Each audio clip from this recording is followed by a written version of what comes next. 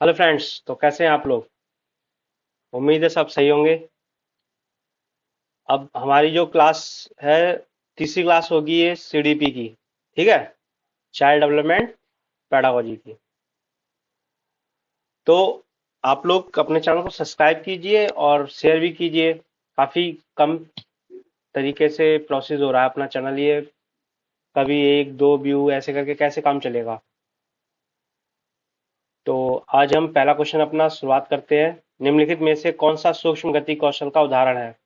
देखिए, जब मैं इसे पढ़ाऊं तो आपको ध्यान से पढ़ना है, समझना है। मैं इसी में आपको एग्जाम्पल देते हुए पढ़ा दूंगा और समझा दूंगा। इसकी कोई नोट्स बनाने की जरूरत नहीं होती है। आपको फील लेके पढ़ना होगा, ठीक है। निम्नलिखित में से कौन सा सूक्ष्म गति कौशल, जो सूक्ष्म छोटा है और गति का, कौन सा है।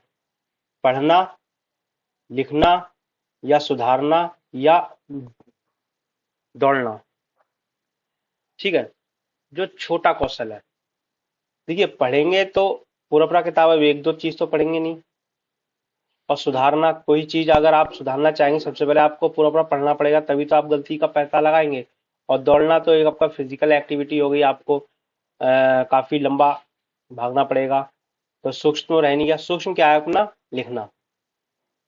अपना चुपचाप बैठे हैं, पेंसिल से हाथ हमारा हिल रहा है। पढ़ना तो सूक्ष्म गति कौशल में आएगा नहीं, क्योंकि हम चुपचाप बैठे मन मन में भी तो पढ़ सकते हैं।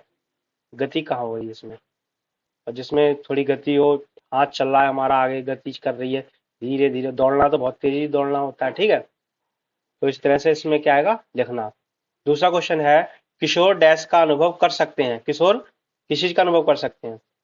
बचपन में किए गए अपराधों के प्रति डर के भाव, या आत्म सिद्धि के भाव, या जीवन के विषय में परितृप्ति परितृप्ति, या है दुश्चिंता और स्वयं से सरोकार। जो किशोर हैं अनुभव क्या कर सकते हैं। तो इसका जो सही है वो हमारा डी है। इसमें दुश्चिंता और स्वयं से सरोकार कर सकते हैं वो, ठीक है। अब वो किशोर अवस्था है, 16-17 साल का बच्चा है।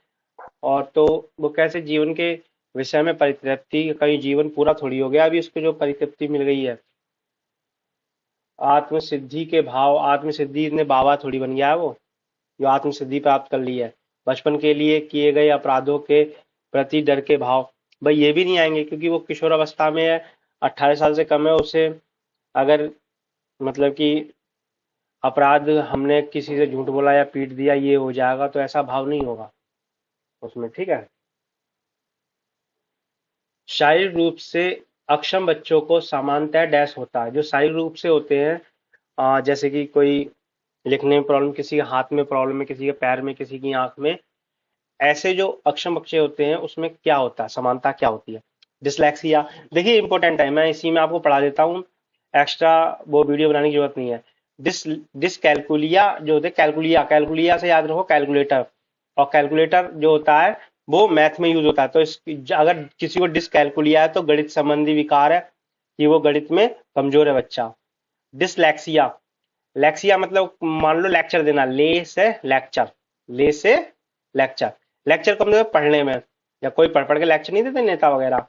तो अभी ये मतलब पठन संबंधी है।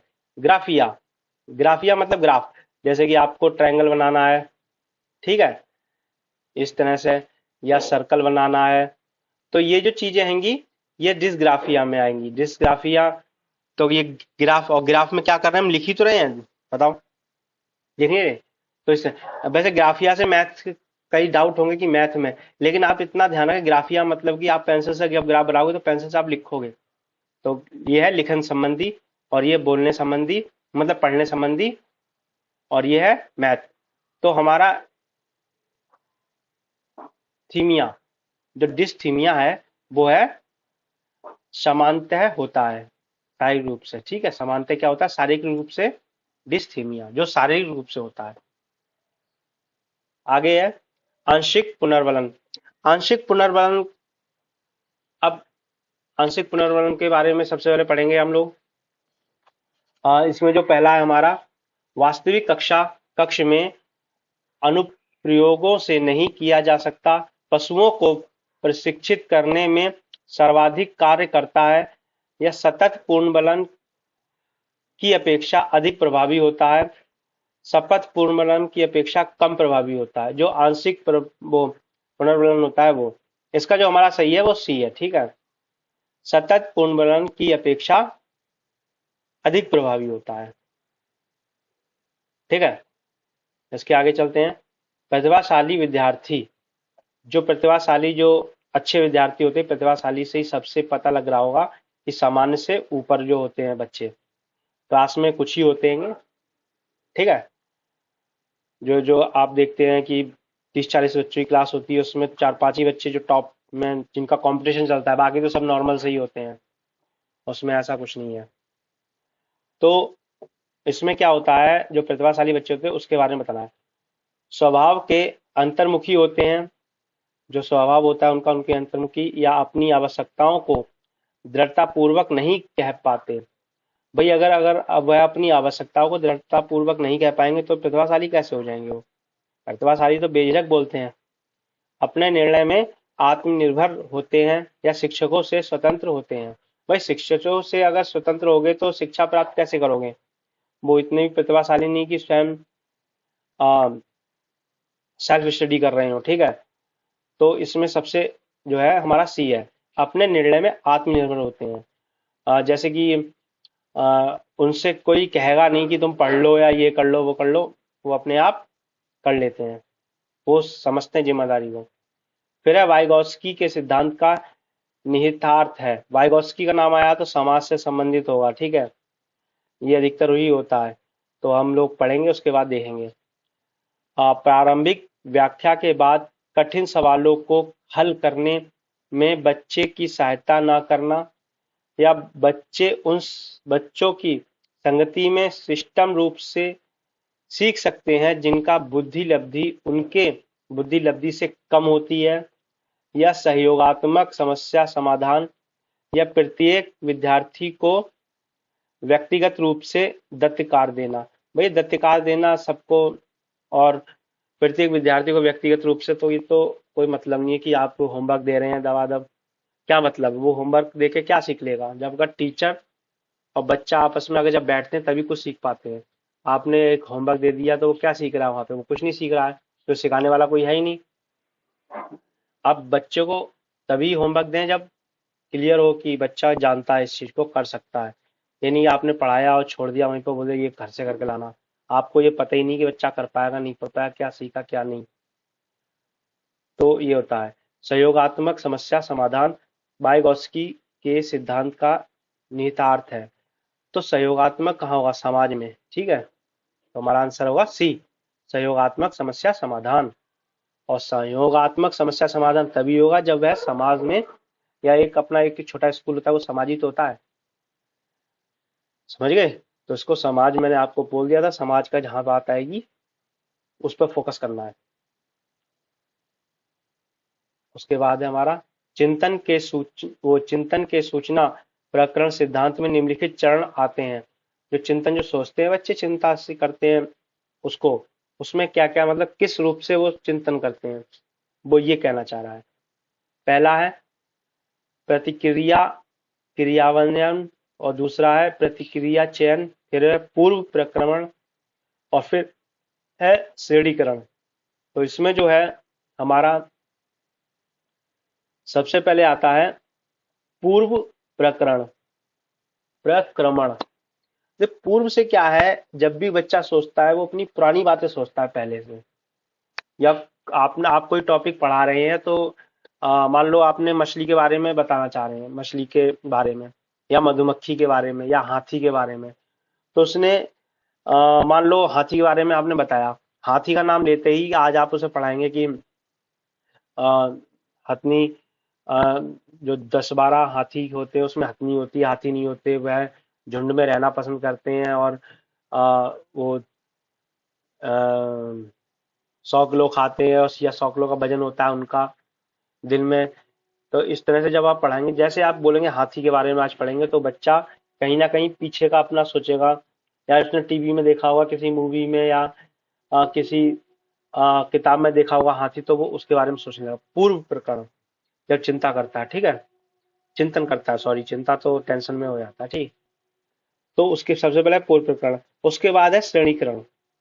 श्रेणीकरण में वो लाइन से लगाता है वो टॉपिक जहां जहां जब जब वो सोचता है, श्रेणी से लगती चली जाती हैं यादें, ठीक है। फिर आता है प्रतिक्रिया चयन, प्रतिक्रिया करता है, फिर प्रतिक्रिया क्रियान्वयन। तो 3 4 2 1, 3 4 2 1 हमारा डी में है, ठीक है।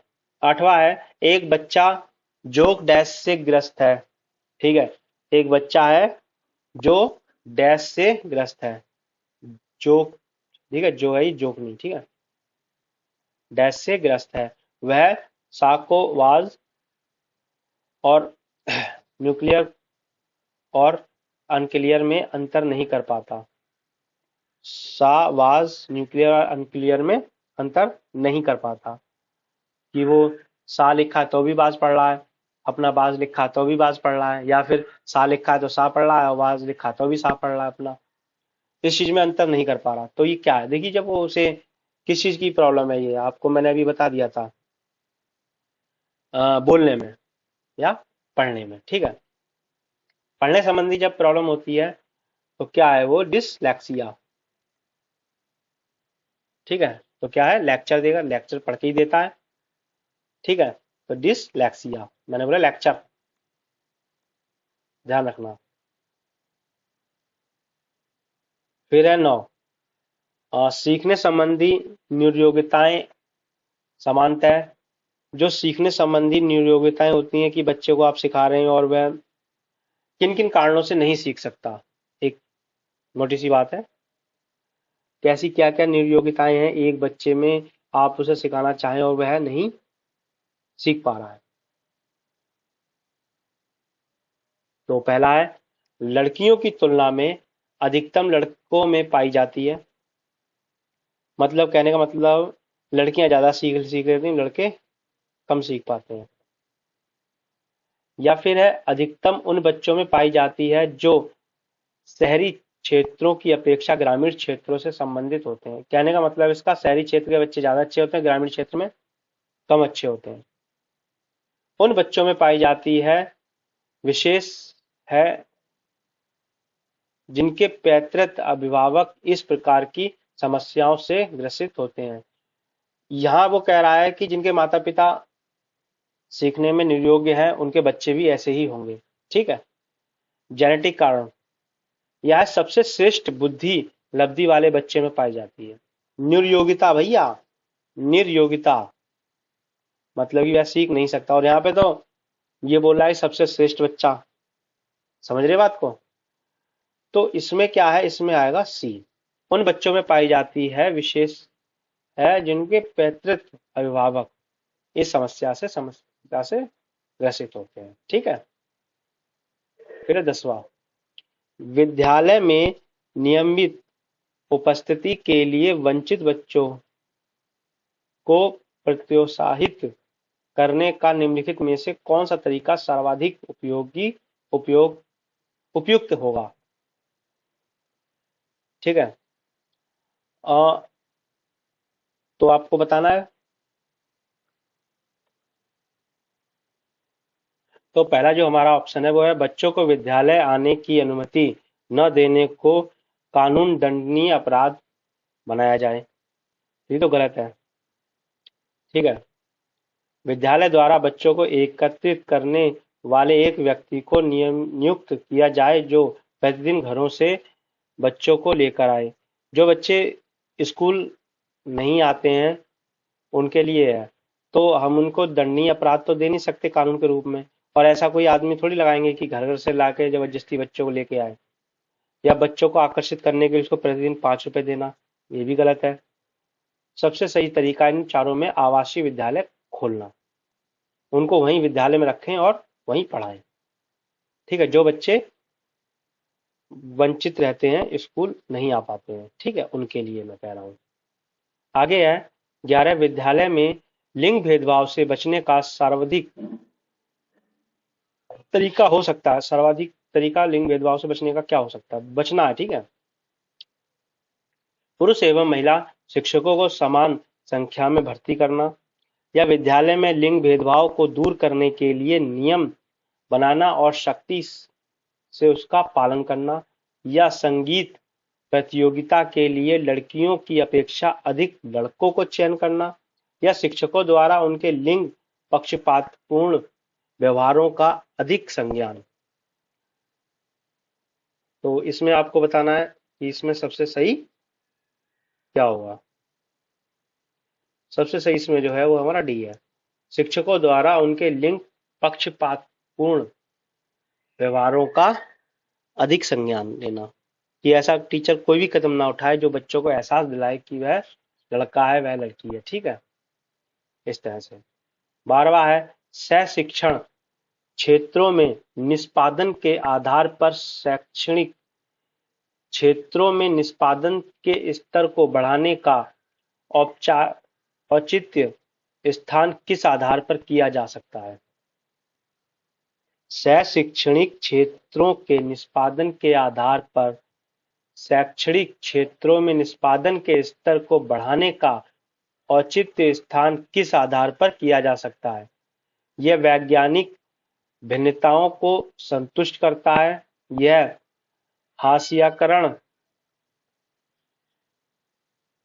हास्यकरण विद्यार्थियों के लिए प्रतिपूरक भेदभाव की नीति का अनुगमन करता है, या फिर यह सार्वभौमिक धारण को सुनिश्चित करता है। यह हाथ के लिए जाने वाले श्रम के प्रति सम्मान विकसित करता है। ठीक है, इसका जो उत्तर होगा वो होगा ए। सर्वव्यक्तिक, यह व्यक्तिगत भिन्नताओं को संतुष्ट करता है। आगे है 13वां क्वेश्चन, विद्यार्थियों की पोर्टफोलियो के लिए सामग्री का चयन करते समय डैश का डैश जरूर होना चाहिए। जो पोर्टफोलियो बच्चों के लिए बनाते हैं ना, तो उसके लिए सबसे ज्यादा इंपॉर्टेंट डैश और डैश की जगह क्या आएगा। एक तो विद्यार्थी होना चाहिए, समावेशन होना चाहिए। ठीक है, पहले आएगा विद्यार्थी और दूसरे में आएगा समावेशन। क्वेश्चन बनेगा विद्यार्थियों को पोर्टफोलियो के लिए सामग्री का चयन करते समय विद्यार्थी का समावेशन जरूरी होना चाहिए। फिल इन द ब्लैंक्स में इस तरह से भरेंगे। फिर है वे शिक्षार्थी जो सनब्रिज ज्ञान को शैक्षणिक दक्षता की हार्दिक इच्छा प्रदर्शित करते हैं, उनके पास क्या होता है, निष्पादन परिहार अभिविन्यास या कार्य परिहार अभिविन्यास, या फिर नैपुण्यता अभिविन्यास, या है निष्पादन उपागम अभिविन्यास। तो इन चारों में से सबसे सही कौन सा होगा। इसमें होगा डी, निष्पादन उपागम अभिविन्यास। ठीक है, आगे हमारा शिक्षक डैश के अलावा निम्नलिखित सभी को करते हुए समस्या समाधान को विद्यार्थियों के लिए मजेदार बना सकता है। ए है जब विद्यार्थी स्वयं से कोई कार्य करने की कोशिश कर रहे हो तो उनसे परिपूर्णता की अपेक्षा करने। बी है मुक्त अंत वाली सामग्री उपलब्ध कराने। सी मुक्त खेल के लिए समय देने।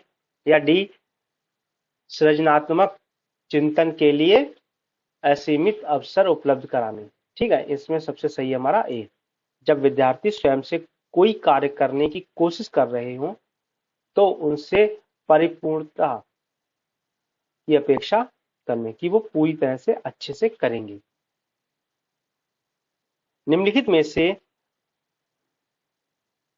अंत है विषय अनुदेशन का सर्वोत्कृष्ट लाभ यह है कि, अब इसमें हमें ऑप्शन बताना पड़ेगा।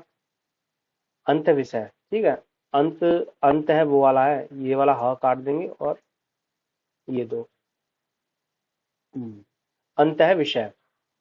निम्नलिखित में अंत विषय, इसमें बताना है सर्वोत्कृष्ट लाभ यह है कि अंत विषय के बारे में विद्यार्थी को सीखे गए नए ज्ञान को बहुत संदर्भ में अनुप्रयोग करने और सामान्यकृत करने के अवसर दिए जाते हैं। प्रकरणों की विविधता, जिन्हें परंपरागत पाठ्यचर्याओं से संबंधित किए जाने की आवश्यकता है, से शिक्षकों के अभिभूत होने की संभावना होती है। विद्यार्थियों में विभिन्न विषय क्षेत्र के विशेष प्रकरणों के प्रति नापसंदगी की विकसित होने की कम संभावना होती है, या पाठ्य योजना बनाने और गतिविधियों में शिक्षकों को अधिक लचीलापन की अनुमति होती है। इन चारों में से हमारा कौन सा सही होगा? वो होगा हमारा पहला। विद्यार्थियों को सीखे गए नए ज्ञान को बहुत संदर्भ में अनुप्रयोग करने और सामान्यकृत करने की अवसर दिए जाने चाहिए। अवसर मतलब पॉजिटिव है, अवसर देंगे तो वह और अच्छा करेंगे। 17 है, सफल समावेशन को निम्नलिखित की आवश्यकता होती है सिवाय, मतलब इनमें से एक गलत है, 3 सही है। सिवाय लिख दिया ना, तो हमें क्या है? पृथक्करण, अभिभावकों की भागीदारी, क्षमता संवर्धन या संवेदनशील बनाना। इन चारों में से क्या होगा वो हमें बताना है। तो हमारा क्या होगा इसमें? पृथक्करण, मतलब हम पृथक्करण नहीं करेंगे, बाकी 3 की हमारा जरूरत होगी। 18, निम्नलिखित में से कौन सी विशेषता समस्या समाधान उपागम का विशेष चिन्ह है? समस्या समाधान का विशेष चिन्ह कौन सा है? सही उत्तर प्राप्त करने का सामान्यतः एक उपागम होता है। समस्या केवल एक सिद्धांत प्रकरण पर आधारित होती है। समस्या कथन में संकेत अंतर्निहित रूप से दिया जाता है। समस्या मौलिक होती है। तो इसमें आपको बताना है, इसमें जो हमारा सही है वो है सी। समस्या कथन के संकेत अंतर्निहित रूप से दिया जाता है। इसमें क्या है? इसमें तो ये तो नेगेटिव ही आ गया था, ठीक है। तो उसके बाद हमारा है आगे, नर्सरी कक्षा से शुरुआत करने के लिए कौन सी विषय वस्तु सबसे अच्छी है? अगर आप नर्सरी कक्षा से शुरुआत कर रहे हैं तो सबसे अच्छा विषय वस्तु क्या है? मेरा परिवार, मेरा प्रिय मित्र, मेरा पड़ोस, मेरा विद्यालय। सबसे अच्छा है मेरा परिवार। आप उसके परिवार के ही बारे में उसको ज्ञान दीजिए, ठीक है, तो वह अच्छे से बच्चा समझेगा, क्योंकि उस माहौल से वो आया है। बी है, प्राथमिक कक्षा में सकारात्मक वातावरण निर्मित करने के लिए एक शिक्षक को क्या क्या करना चाहिए? ठीक है, ये 4 ऑप्शन है। सामूहिक गतिविधियों के दौरान समाज नीति के आधार पर उन्हें अपने समूह बनाने की अनुमति देनी चाहिए। सकारात्मक अंत वाली कहानियां सुनानी चाहिए, या सुबह प्रत्येक बच्चे को अभिवादन कराना चाहिए, या विभेद नहीं करना चाहिए। और एक बार फिर पढ़ते हैं। प्राथमिक कक्षा में सकारात्मक वातावरण निर्मित करने के लिए एक शिक्षक को क्या करना चाहिए? सामूहिक गतिविधियों के दौरान समाज नीति के आधार पर उन्हें अपने समूह बनाने की अनुमति देनी चाहिए, या फिर सकारात्मक अंत वाली कहानियां सुनानी चाहिए, या फिर सुबह प्रत्येक बच्चे को अभिवादन करना चाहिए, या विभेद नहीं करना चाहिए और प्रत्येक बच्चे के लिए समान लक्ष्य सुनिश्चित करने चाहिए। ठीक है, तो इन चारों में से कौन सा सबसे सही रहेगा? हमारा डी। डी क्यों? क्योंकि आपको पता है कि प्रत्येक बच्चा अलग अलग क्वालिटी का होता है, उसका आईक्यू लेवल अलग होता है, तो उसके लिए अलग अलग ही लक्ष्य निर्धारित करने चाहिए। ठीक है, प्राथमिक बच्चे के लिए, क्योंकि छोटा बच्चा है तो सबको ध्यान में रखकर ही चलना पड़ेगा। 21 है, बच्चों द्वारा की जाने वाली त्रुटियों के संबंध में निम्नलिखित में से कौन सा कथन सत्य है? अब बच्चे जब गलतियां करते हैं तो उसमें कौन सा कथन सत्य है। एक शिक्षक को प्रत्येक त्रुटि पर ध्यान नहीं देना चाहिए, अन्यथा पाठ्यक्रम पूरा नहीं होगा या प्रत्येक त्रुटि को सुधारने में बहुत अधिक समय लगेगा तथा एक शिक्षक के लिए थकाने वाला होगा। या स्वयं बच्चों द्वारा त्रुटियों को सुधारा जा सकता है, इसलिए शिक्षक को उन्हें तुरंत ही नहीं सुधारना चाहिए। या यदि एक शिक्षक कक्ष में सभी बच्चों की त्रुटियों को सुधारने योग्य नहीं है, तो यह संकेत करता है कि शिक्षा की व्यवस्था असफल है। ठीक है, तो इसमें से जो है हमारा डी, यदि एक शिक्षक कक्ष में सभी बच्चों की त्रुटियों को सुधारने योग्य नहीं है, तो शिक्षक और शिक्षा व्यवस्था असफल है। 22 है, मोनिका गणित की शिक्षिका है। ठीक है, मोनिका जो है वो मैथ पढ़ाती है। राधिका से एक प्रश्न पूछती है। राधिका से कोई उत्तर न मिलने पर वह तुरंत मोहन से दूसरा प्रश्न पूछती है। जब उसे महसूस होता है कि मोहन उत्तर बताने में संघर्ष कर रहा है, तो वह अपने प्रश्न से शब्दों को बदलती है। मोनिका की यह प्रवृत्ति यह प्रदर्शित करता है कि वह मोनिका है, उसने राधिका से पूछा, राधिका ने नहीं बता पाया तो उसने तुरंत प्रश्न मोहन को पूछा। मोहन दिक्कत कर रहा था तो उसने अपना प्रश्न को बदल दिया। इसमें आप एक बात नोटिस करेंगे कि राधिका से प्रश्न उसने पूछा लड़की से, और उसके बाद उसने जब जवाब नहीं दिया तो तुरंत लड़के से पूछने लगी। वो तो बात सही थी, लेकिन उसके बाद उसने जब लड़के ने भी थोड़ा सा दिक्कत महसूस की उसका उत्तर ना देने पर, तो उसने वह क्वेश्चन अगले बच्चे को ट्रांसफर नहीं किया, वह उसने अपना क्वेश्चन और सरल रूप में प्रकट करने की कोशिश की।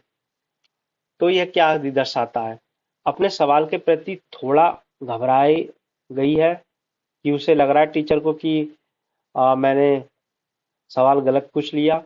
या मोहन का पक्ष लेकर लिंग भूमिकाओं में रूढ़िवाद को बढ़ावा दे रही है, या राधिका को किसी उलझन पूर्ण स्थिति में नहीं डालना चाहती, या राधिका को सॉरी बताना वो टेंशन नहीं देना चाहती है तो आगे बढ़ गई। इस तथ्य से पूर्णतः परिचित है कि राधिका सवालों के जवाब देने योग्य नहीं है। क्या आपको इसमें क्या लगता है? इसका है बी, मोहन का पक्ष लेकर लिंग भूमिकाओं में रूढ़िवाद को बढ़ावा दे रही है। समझे? लड़की से एक प्रश्न पूछा और फिर वह प्रश्न ट्रांसफर किया लड़के को। अगर वह भी नहीं बता पा रहा तो उसको आगे चलना चाहिए था, ना कि अपना प्रश्न चेंज करना चाहिए था। ठीक है, फिर है 23, एक सशक्त विद्यालय अपने शिक्षकों में निम्नलिखित योग्यताओं में से किस सर्वाधिक बढ़ावा देगा? एक सशक्त विद्यालय है अपने शिक्षकों में निम्नलिखित में से सबसे ज्यादा बढ़ावा किसको देगा? प्रतिस्पर्धात्मक अभिव्यक्ति, या परीक्षण करने की प्रवृत्ति, या स्मृति, या अनुशासित स्वभाव। बताइए, विद्यालय किस चीज पर बढ़ावा देगा जो सही होगा इनमें से?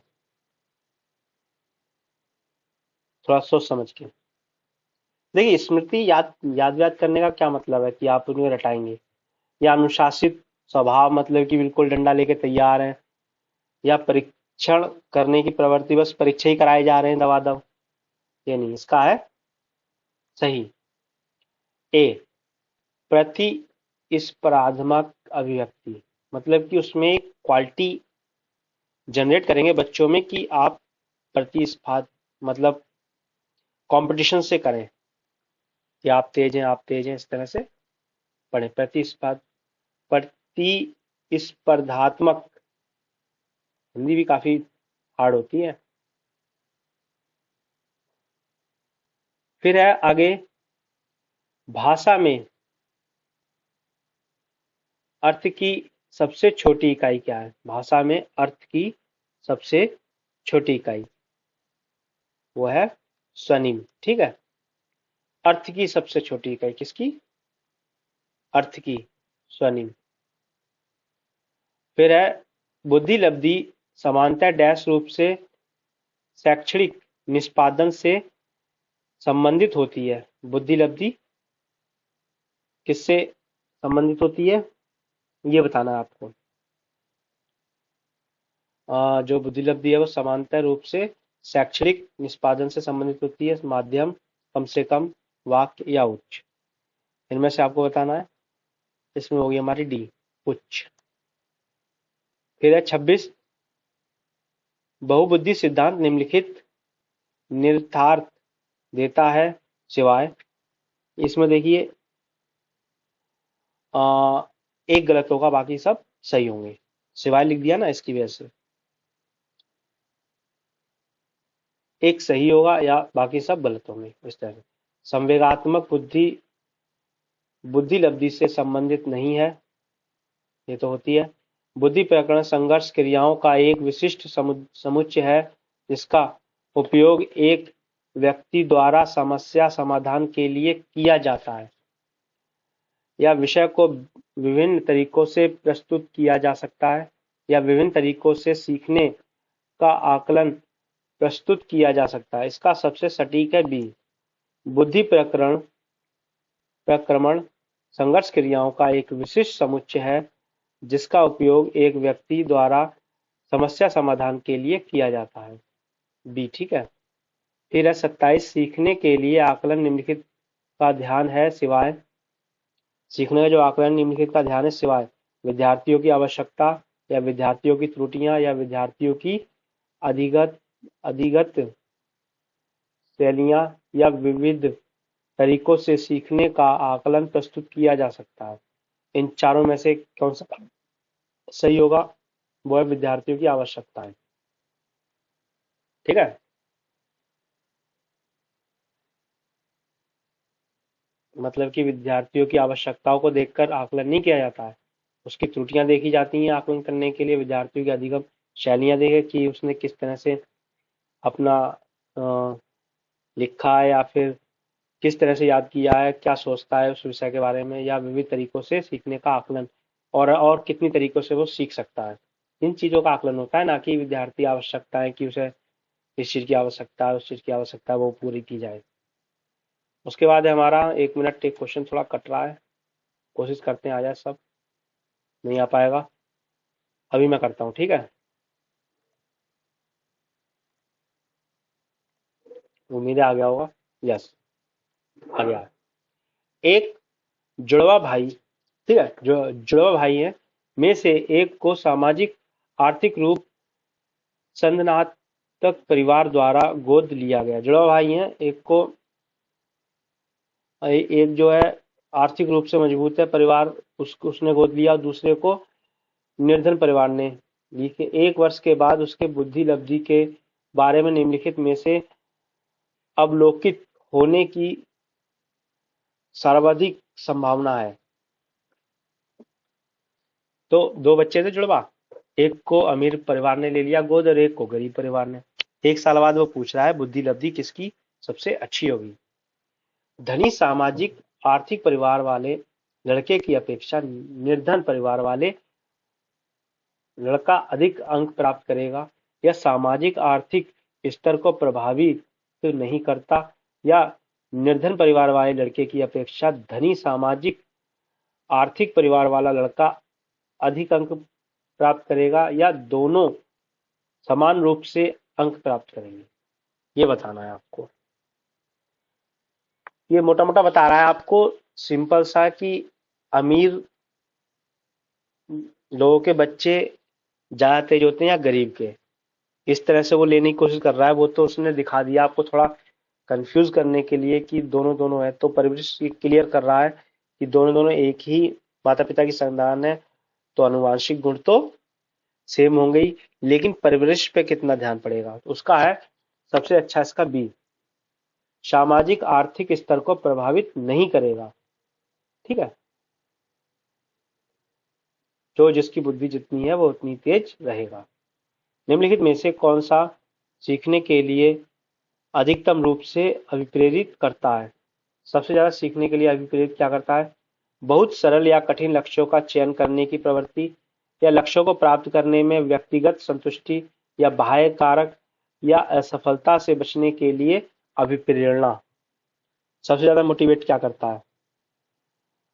तो इसमें जो है वो हमारा है बी, लक्ष्यों को प्राप्त करने में व्यक्तिगत संतुष्टि। ठीक है, अगर हम किसी लक्ष्य को प्राप्त कर लें तो हमें अंदर से खुशी मिलेगी, और कुछ नहीं करता। 16 वर्ष बच्चा बुद्धि लब्धि परीक्षण में 75 अंक प्राप्त करता है, उसकी मानसिक आयु डैश वर्ष होगी। तो वो कह रहा है वर्ष, जो उसकी 16 साल तो उसकी उम्र है, और जो अंक है वो परीक्षा में प्राप्त कितने करता है? 75, 75। तो उसकी जो बुद्धि लब्धि है वो कितनी होगी? वो होगी उसकी 12। इसका एक फॉर्मूला होता है, ठीक है, तो उसको क्या है, जो फॉर्मूला होता है वो मैं आपको बताता हूँ, आप लोग लिख लेना। बुद्धि लब्धि या आईक्यू लिखना सीधा सीधा,